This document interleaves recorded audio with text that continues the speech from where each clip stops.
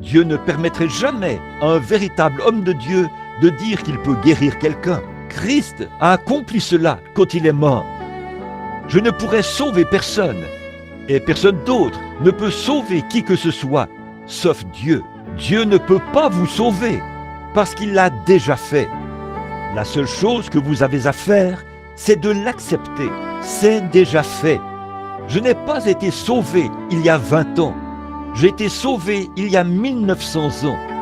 Mais il y a 20 ans, j'ai reçu le salut et je l'ai accepté. Si ce n'était pas le cas, quand j'ai fait mon premier péché, Dieu m'aurait rayé de la face de la terre, parce qu'il a dit qu'il le ferait, et il doit tenir sa promesse. J'ai été guéri il y a 1900 ans, mais je dois l'accepter. Et la seule chose qui m'empêchait d'être sauvé, c'est qu'un esprit se tenait là. Un démon qui me disait « Attends encore un peu ». C'est pour ça que vous n'avez pas été sauvé lorsque vous avez atteint l'âge de raison. Un esprit que vous avez reçu dans un groupe, et c'est ce qui planait au-dessus de vous et restait au-dessus de vous. Vous aviez le désir de faire ce qui est bien. Il n'y a aucun homme sensé qui ne désire pas faire ce qui est bien. Mais quelque chose vous empêche de faire ce qui est bien. Pas vrai? C'est le diable. Alléluia! Christ a payé le prix de votre guérison et de votre salut. Maintenant, voici ce qu'il en est. Tenez-vous bien. Il a donné à son Église le mandat de chasser ces démons-là.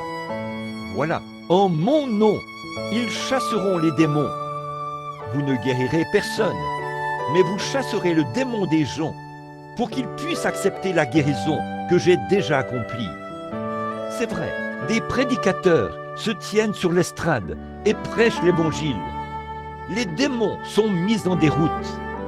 L'homme s'avance à l'autel, repris dans sa conscience. Il dit « Je veux être sauvé ». Il n'a jamais sauvé l'homme.